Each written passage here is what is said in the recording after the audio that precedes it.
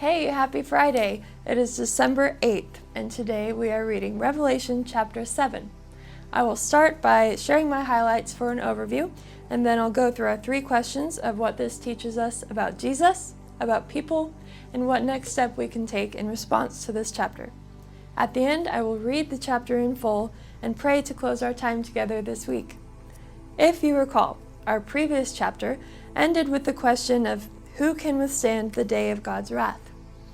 You'll see that today's chapter is basically an answer to that, also sort of hearkening back to the response given to martyrs earlier in chapter 6, to their question of how long must we suffer.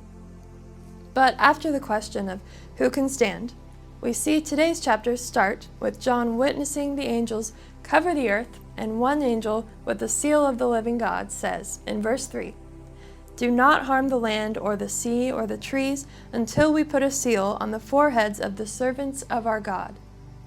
Then it lists that 12,000 of each of the 12 tribes were sealed. The next section is a rather famous passage in Revelation about the great multitude. John sees countless people from all possible groups praising God as their king. One of the elders there tells John in verse 14, "These are they who have come out of the great tribulation. They have washed their robes and made them white in the blood of the Lamb."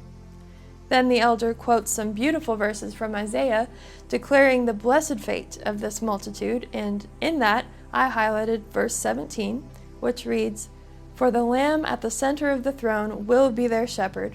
He will lead them to springs of living water, and God will wipe away every tear from their eyes."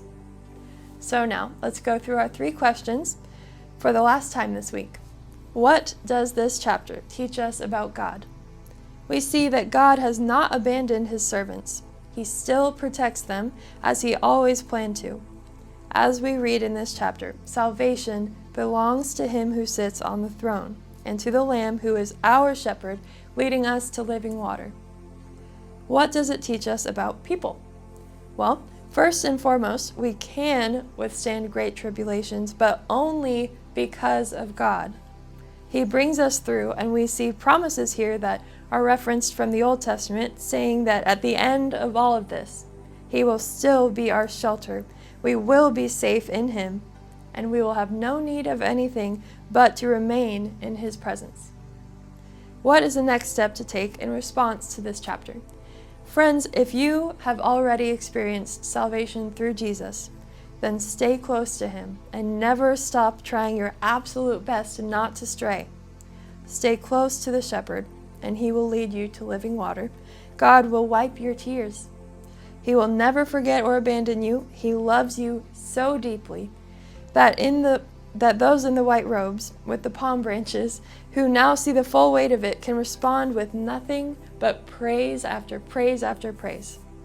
If you are still getting to know what Jesus is all about, then please reach out to us here at the church. We would love to help you get the resources you need and get connected with people who might be able to help you even more, just so we can make sure that the gospel is reaching you. And we want the gospel to take root in you so that your faith may grow and bear fruit in all parts of your life.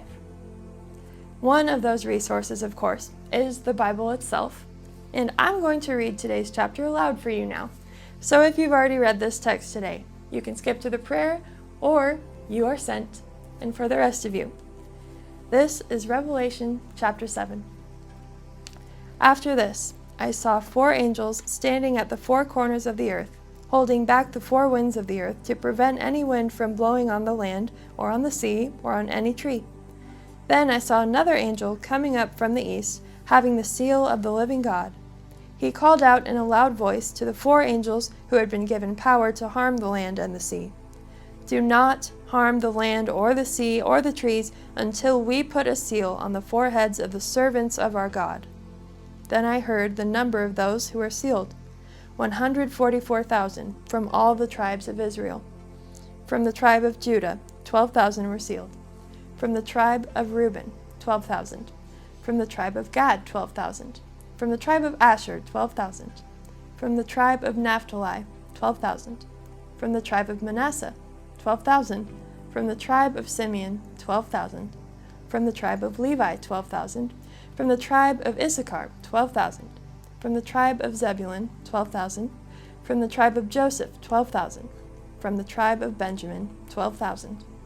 After this I looked, and there before me was a great multitude that no one could count, from every nation, tribe, people, and language, standing before the throne and before the Lamb. They were wearing white robes, and were holding palm branches in their hands, and they cried out in a loud voice, "Salvation belongs to our God, who sits on the throne, and to the Lamb." All the angels were standing around the throne, and around the elders and the 4 living creatures. They fell down on their faces before the throne and worshipped God, saying, "Amen. Praise and glory and wisdom and thanks and honor and power and strength be to our God forever and ever. Amen." Then one of the elders asked me, "These in white robes, who are they, and where did they come from?" I answered, "Sir, you know." And he said, "These are they who have come out of the great tribulation. They have washed their robes, and made them white in the blood of the Lamb. Therefore they are before the throne of God, and serve him day and night in his temple. And he who sits on the throne will shelter them with his presence. Never again will they hunger, never again will they thirst. The sun will not beat down on them, nor any scorching heat. For the Lamb at the center of the throne will be their shepherd. He will lead them to springs of living water, and God will wipe away every tear from their eyes." That is Revelation chapter 7. Let me pray to close our time together this week. Dear God, your presence and all that comes from it is the greatest blessing anyone could ask for. Yet you are the one who never stops pursuing us and inviting us back into relationship with you.